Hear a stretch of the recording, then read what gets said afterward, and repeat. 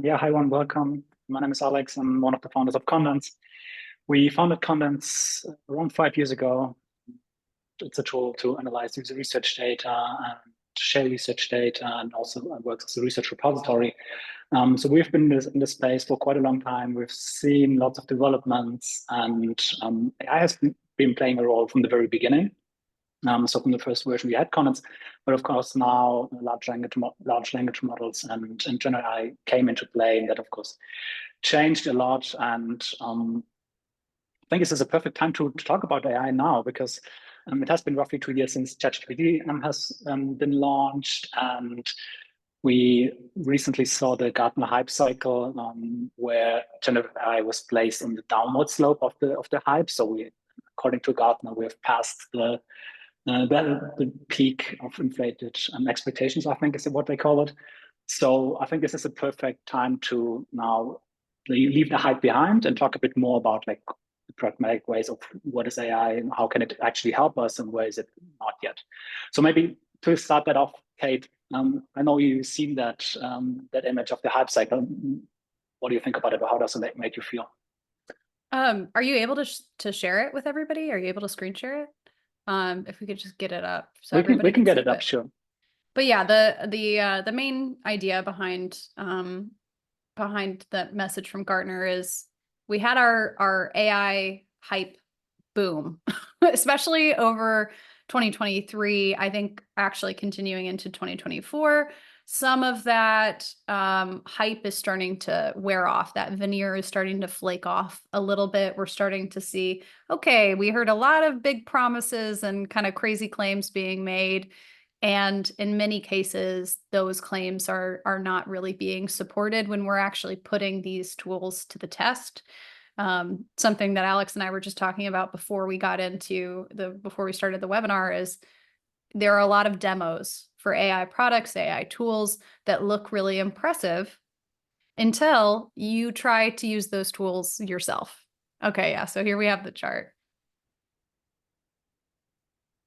Do you want to talk us through this, Alex?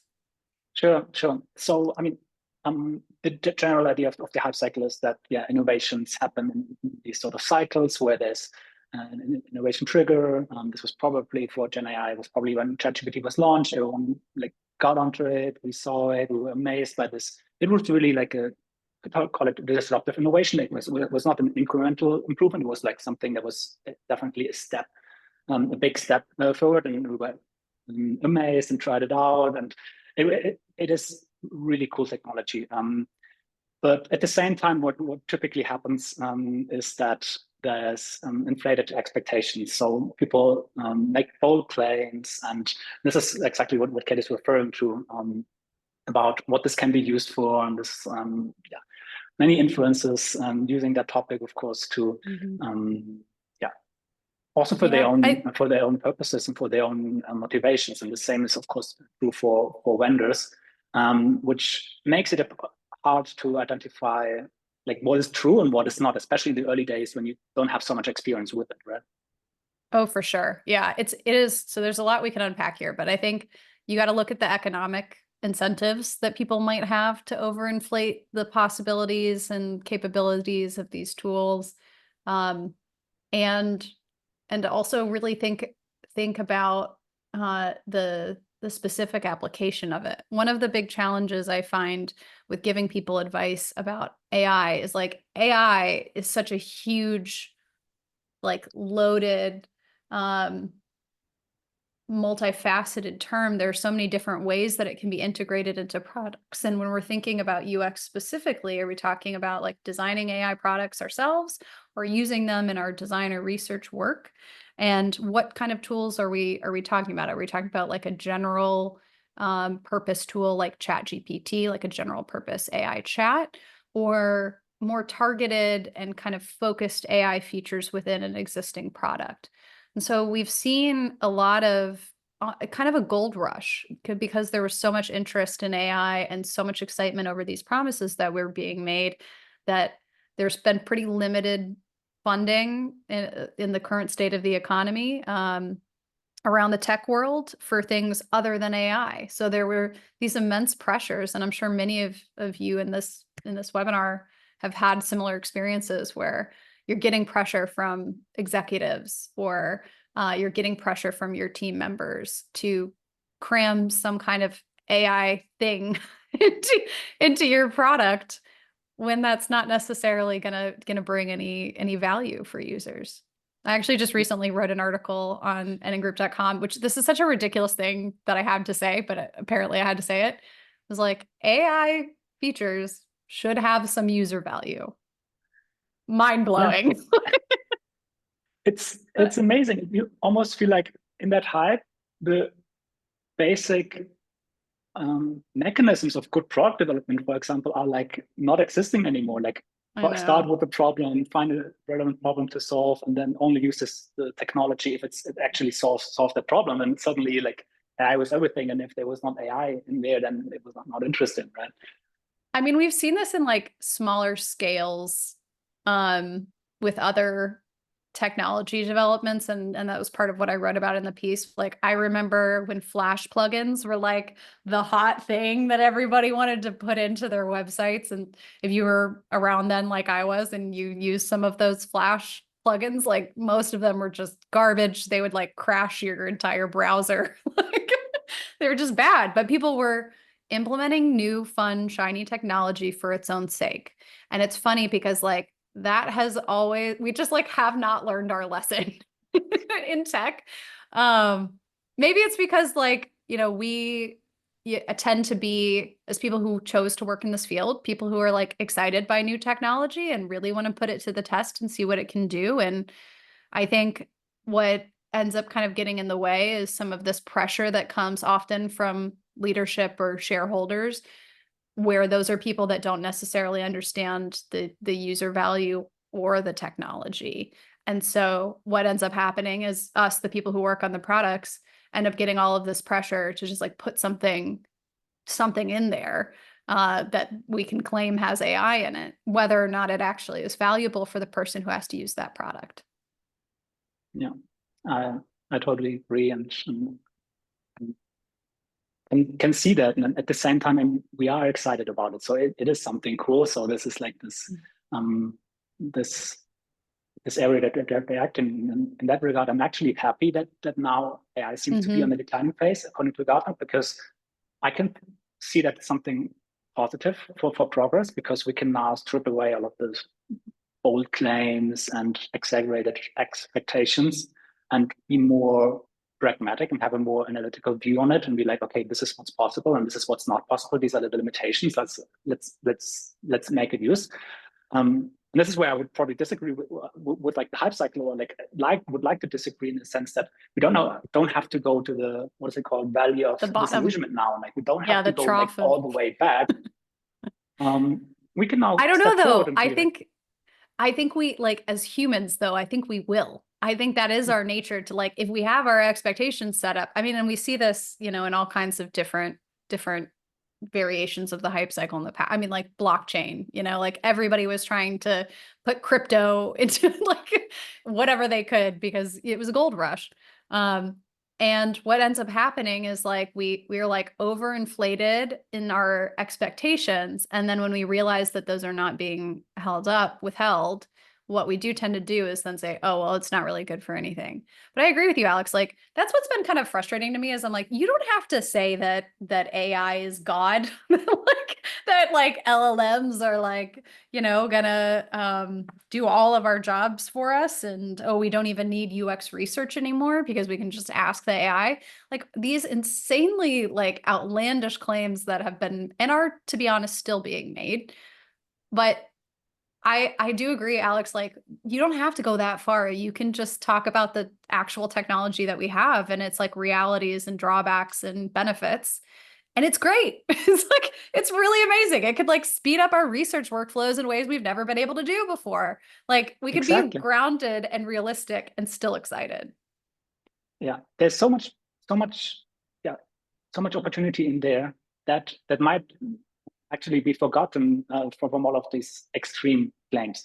And this is actually one of the reasons we had this call today, because you could think like AI existed for ChatGPT existed for 2 years. Why should we have this call now? I think now is a good time because we all had a chance to try it out. We have much more research now on where this might be going. We understand the implications. And I think this is the perfect timing now. So maybe making the bridge to, go ahead. Go ahead. I was just trying to now make the bridge to UX and UX research specifically and try to get in there.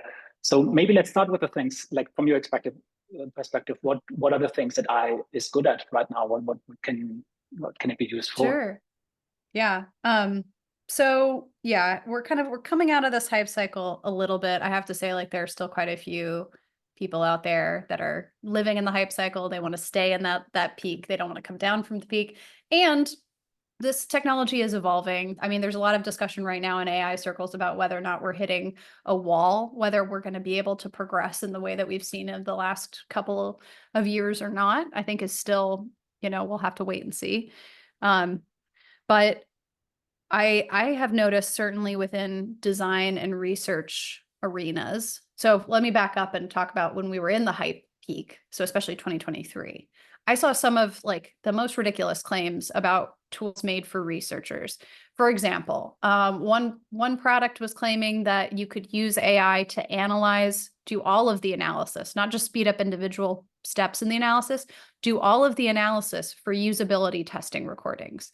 All right, so we could get into a debate about how good AI LLMs are at like understanding the nuance of human behavior and psychology, especially within the specific context of your product and with the history and knowledge you have of all of the previous research that's been done and the pressure from your stakeholders and their political you just, as a human being working in the real world, you have a lot more context. So that's one limitation with an LLM being able to do research for you or analysis of your research for you.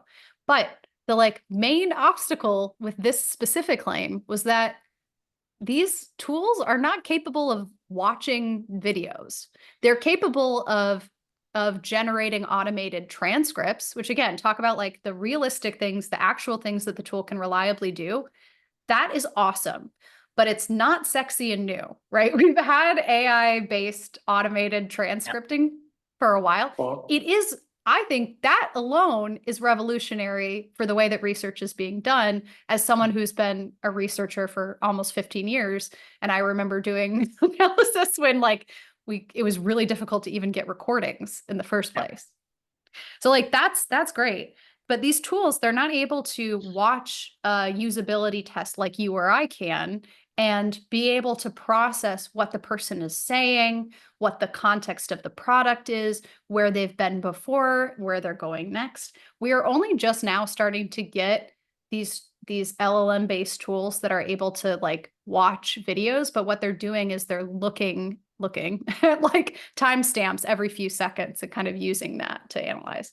So anyway, like that's an example of like, what are you doing saying that this can do your usability testing analysis for you? Like, it's just outlandish.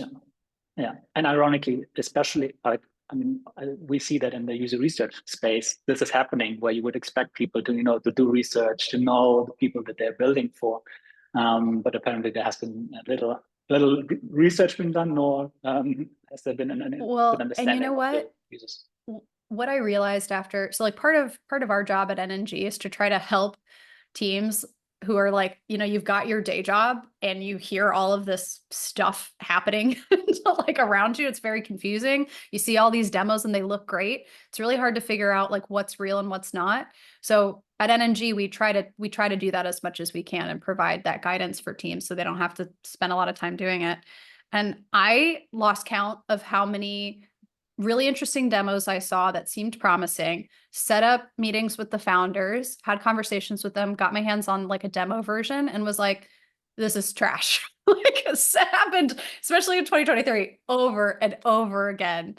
And I was getting very disillusioned, so I can only imagine like how frustrating that would be if you get sold on this promise, you get into the tool and it just doesn't even come close to delivering what it said it would.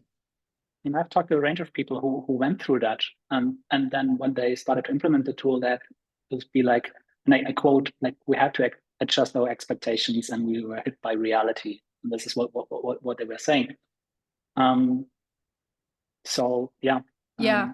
So that was disappointing. What I have started to see now, as we're kind of coming down from the high, the hype high that we were on, is more and more research tools specifically, because I think these tools have been better suited to supporting in research tasks until recently than really like design tasks. That's kind of changing. Like Figma's new AI tools actually, we think, show a lot of promise, whereas previous iterations of them did not. But what I've seen is just more sophisticated, targeted, specific AI-driven features that do actually address user needs and respect the limitations of the technology. So for example, I saw quite a few research analysis platforms, not Condense, but I saw quite a few of them rush to get these features in. And so they would do things like, okay, you have all of your tagged transcripts, just press this button and the AI will generate themes. And you're like, how? How is it going to do that in a way that's going to be actually useful? And sure enough, when we kicked the tires and tested them out, they were not. They were just like garbage. What would happen is like the themes would be very broad and vague. They wouldn't be mutually exclusive. There'd be tons of overlap. And then about half of whatever you had tagged or coded would just go into a miscellaneous category where you're like, well, that's not helpful. So that was trying to ask the AI to do too much. So now they've scaled back, and I've seen things like where, okay, we've had these transcripts, these AI generated transcripts for a long time.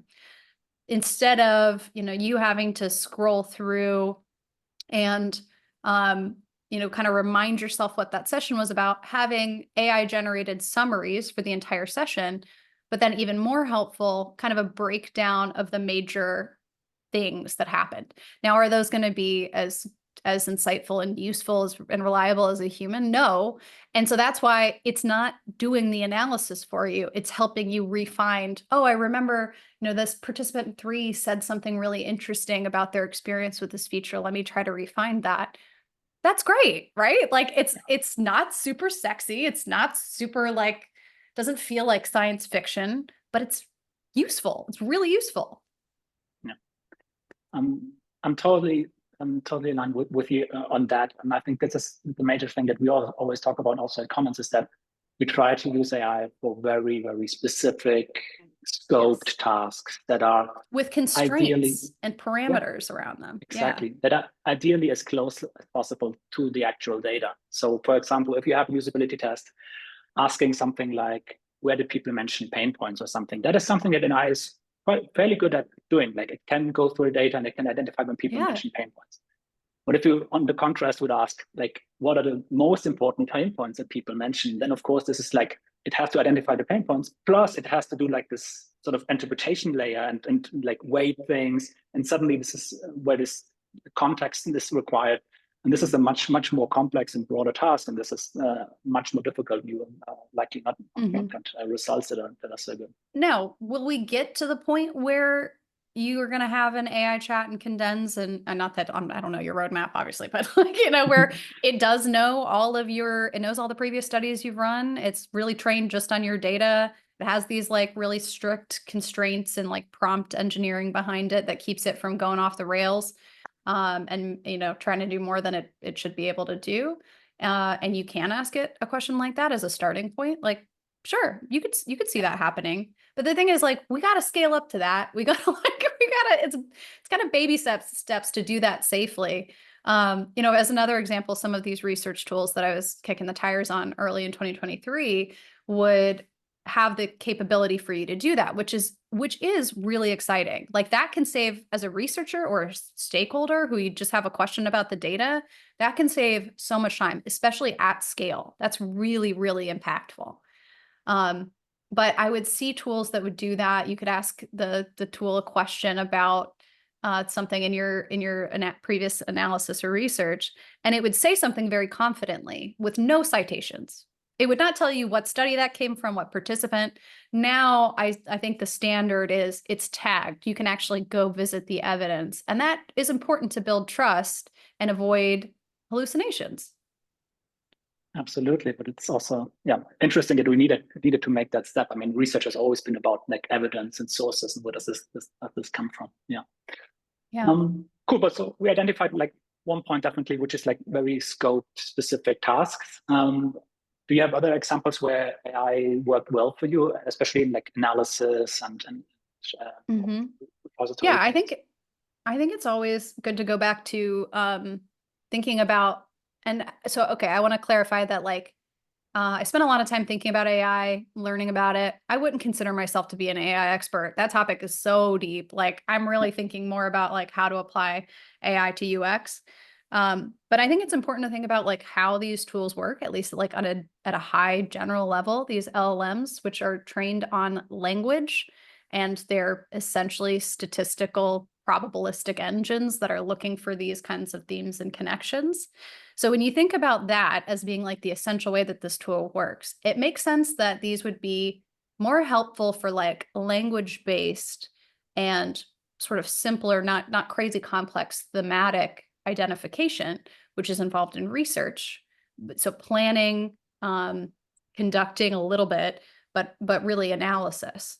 Makes sense that these tools would naturally be a little bit better at that. Also naturally better at things like coding. Like these are super powerful tools for, if we have any devs in here, I'm sure you can chime in with your experiences on using some of these like Copilot type tools. Um, but if you look at some of the places where they've tried to push that technology beyond what it Mhm. naturally is capable of, that's where you start to see things break down.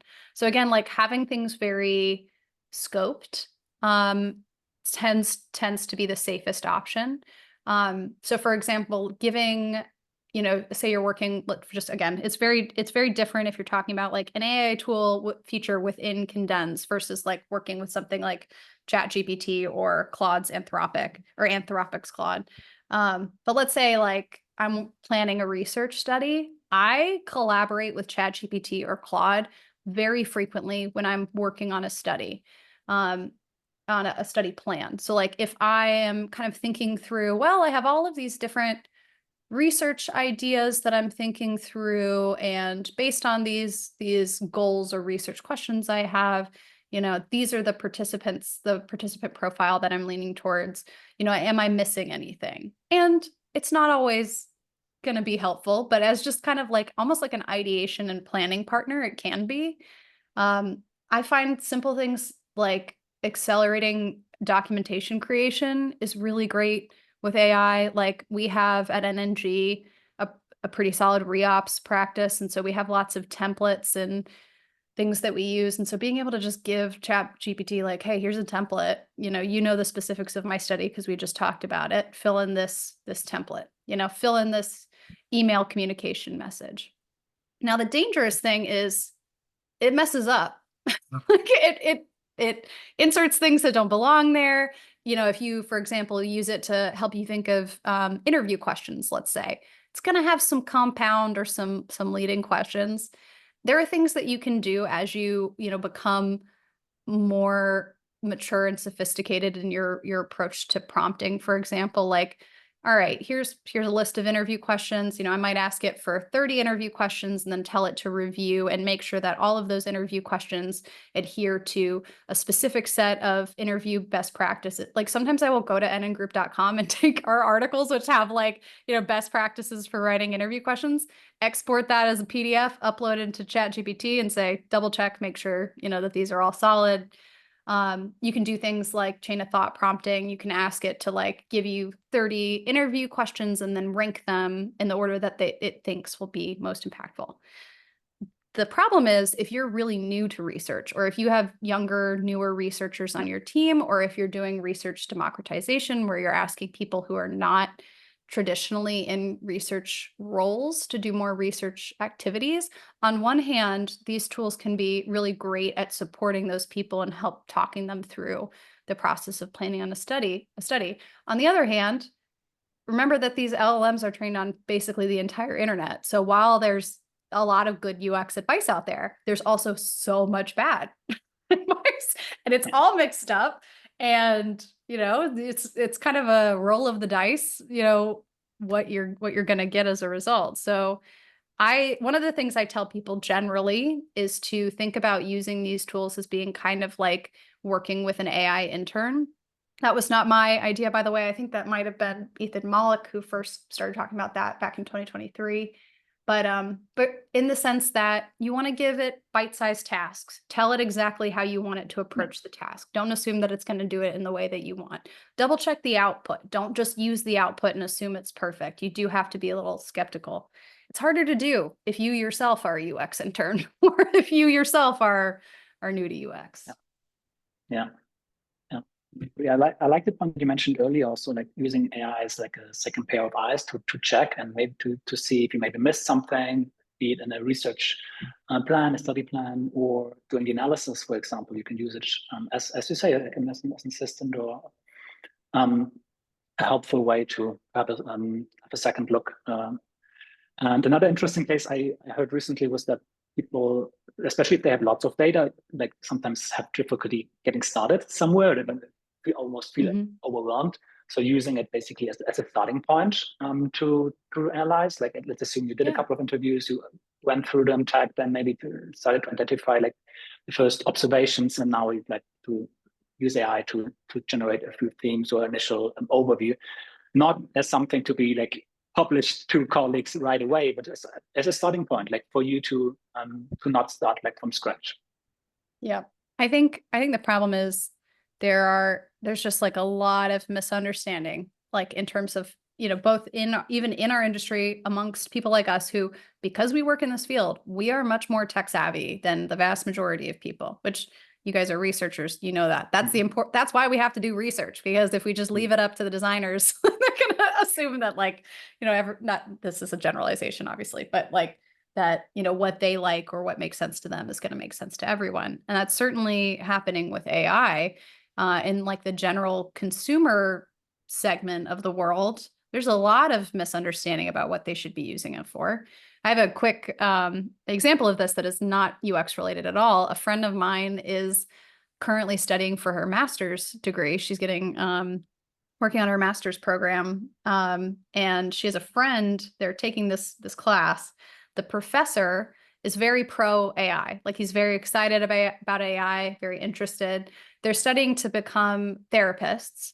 So you think about like something like ChatGPT. There's a lot of value in, her being able to practice giving therapy by asking ChatGPT to pretend to be a person that needs therapy, for example.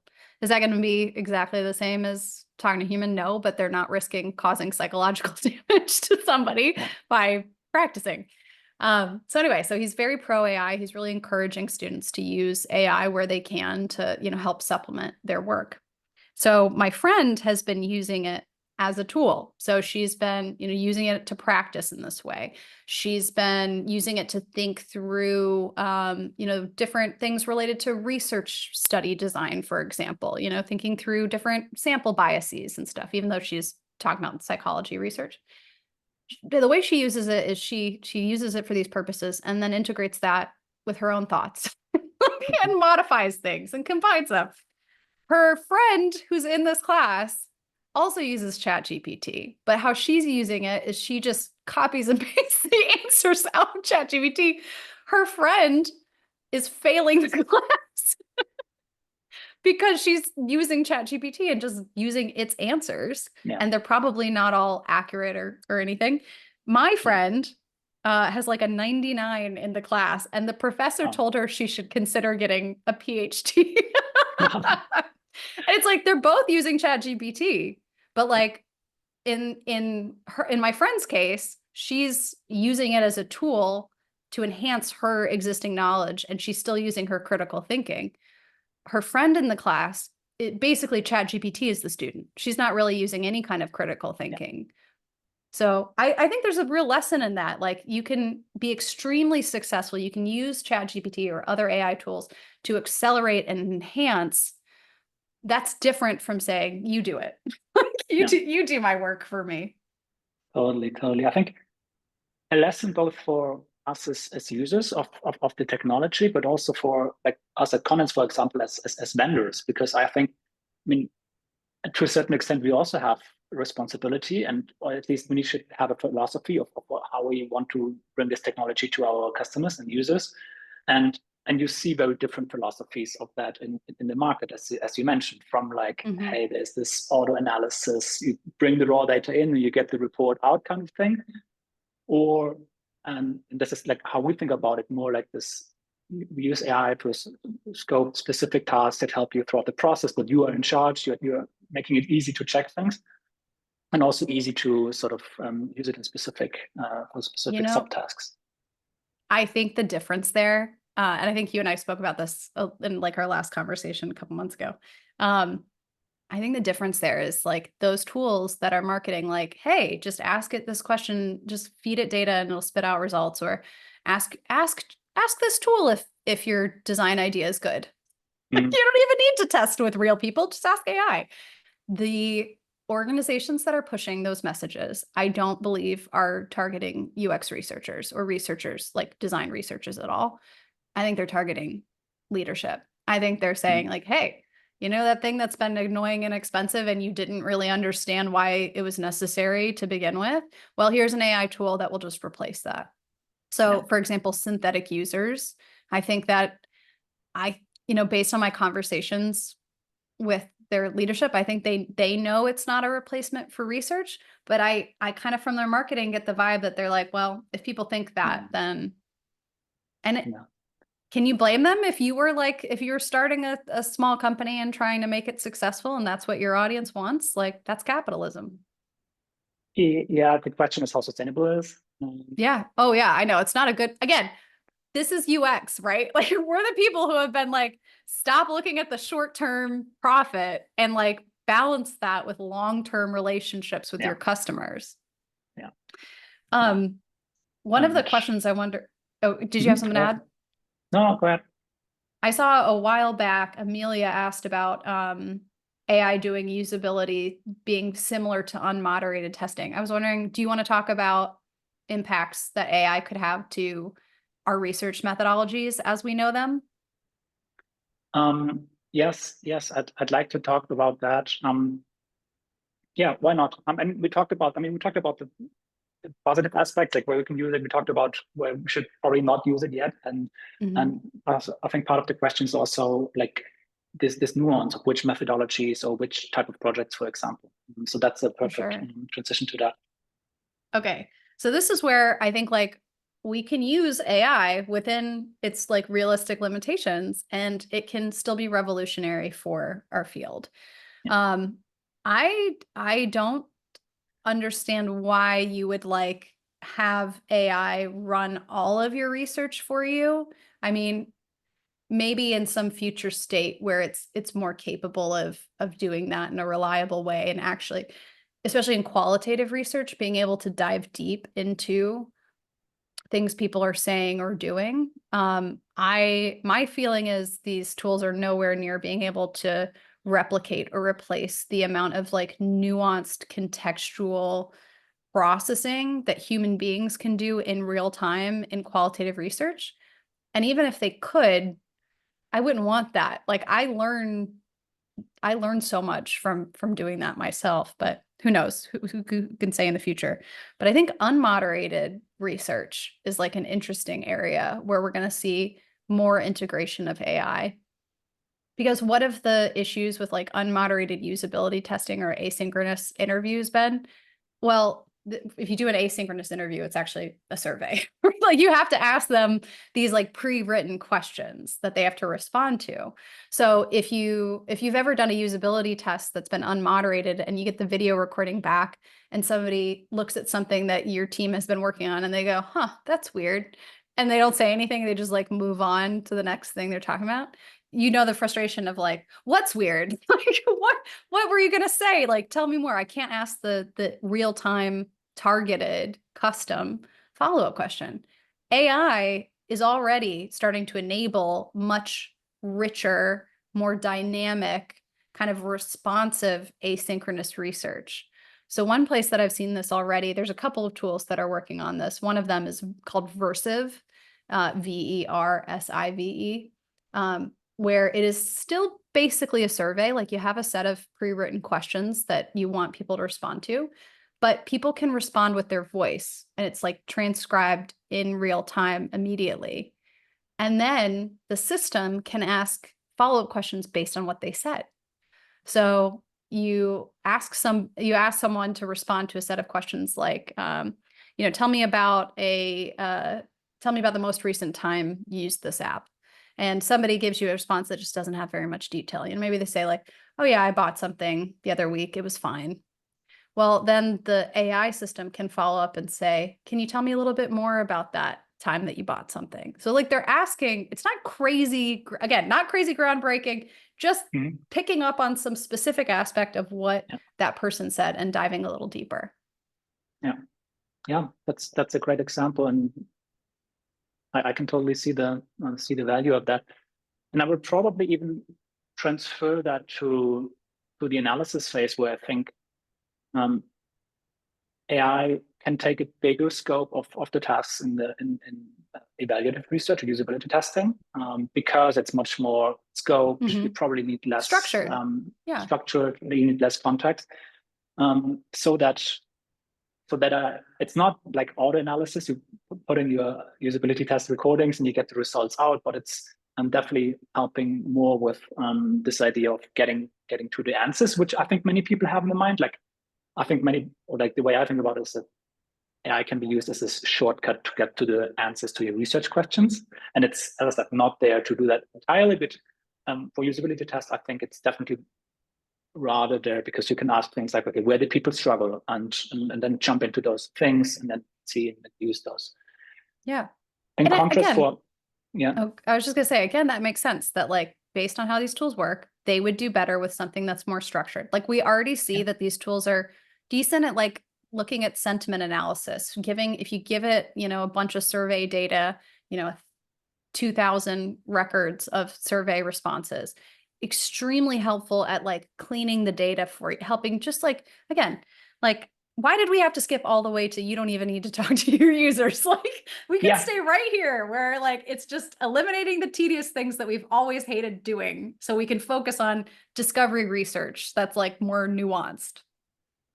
Yeah, where AI can still play a role, but it will be a different role, probably, where it's more like helping you with your hypothesis, or helping you in the process, asking questions to the data.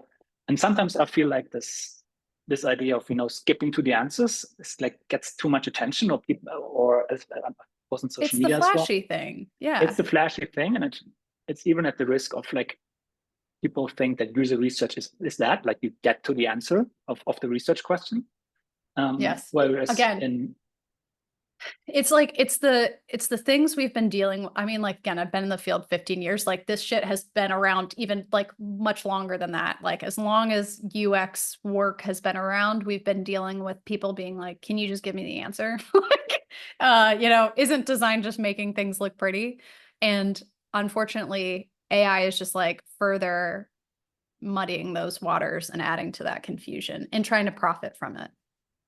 Yeah, definitely. And I think that's also a risk, because you're limiting user research and all its capabilities to like getting the answer, and then you have the next question, you get the next answer from AI, and it's like this very short-sighted way of going, versus if you have this, like if you immerse yourself with the data, and if you get in touch with people, you're training your gut, and you're training your intuition about your customers or users, and you're building that, and then can use that for a much longer period of time. And of course, you can still use AI, and it doesn't mean that you have to like manually go through every interview or every survey response.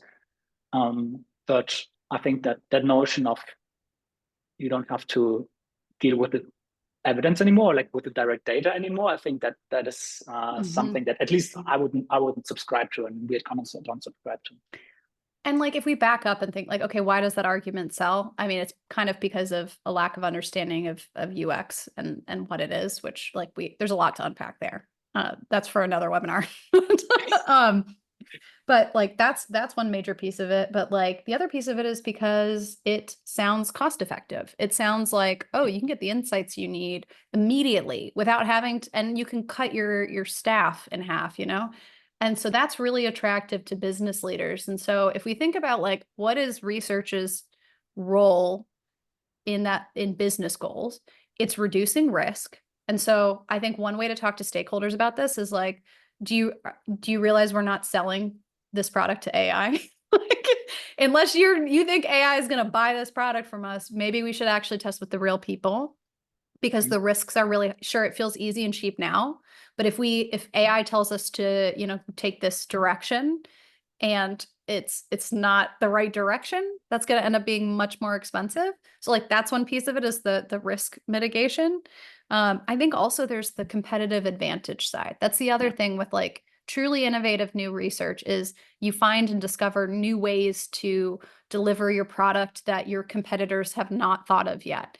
And when you think about, okay, what happens in the world where everyone has access to AI tools, everyone has access to ChatGPT. If you're like that woman in the master's program and you're just relying on ChatGPT, you have zero competitive advantage because anyone else can do that. So anyone else can ask AI, what should we do next for this product? And you know what it's going to do? It's going to give you the same response it's giving all of your competitors. Thank you so much for bringing it up. I think it's something that's often is forgotten, is that user research is like enabling innovation in many cases. And if you're using a standardized tool, you're just getting standardized like results in many cases. So, and I like that you basically answered my next question already, because I mean, we have to acknowledge that user researchers and teams and people who are doing research, they are under a lot of pressure, right? From management, economic pressure, time pressure, even more now. And now there's AI where leaders think, hey, why can't you speed up the thing that you're doing anyway? And you have to get, by the way, you have to put your budget enough. So my question would have been, what can researchers do? And I think you delivered a great answer. I think to some extent they can also push back and explain and be like, hey, this is not how it works. If you follow that road, you will not get the value of user research, at least not the long-term value. Maybe the short-term value in terms of evaluating research, but not the groundbreaking fundamental value, right? Yeah. Well, and also there are very specific, well-documented aspects of how LLMs work that you can point to as ways to illustrate this. For example, hallucinations. Hallucinations are not really a bug. They're like a feature. They're kind of like part of how, when you have these statistical recombinations, it's part of why sometimes AI can like produce creative ideas. It's because it's combining weird things in ways that humans wouldn't normally think about combining them. So they're like, that is risky. If you're going to ask AI what you should build next, like it's very possible that it'll hallucinate and make something up. If you're going to trust it to do your research, might give you a list of findings, and one of them is completely not true, completely not from your data. There's sycophancy. Like AI systems want to make you happy. That is like the way that they work, is they're trained to try to give you a satisfactory answer, and generally is like few interactions or exchanges as they can. So when that's the case, if you ask it, should I build this thing? The odds are it's going to say, yeah, yeah, that's a great idea. Yeah. Which again, business leaders might like that. Yeah. Yeah. Or in the context of research, like if you ask the repository, like, are people complaining about the checkout process? Sure, it will find those few statements where people complain about the checkout process, but is that really the most important topic you should be working on?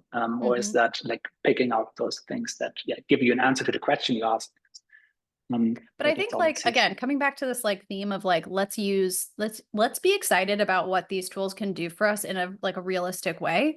And without pushing them beyond their reliable capacity.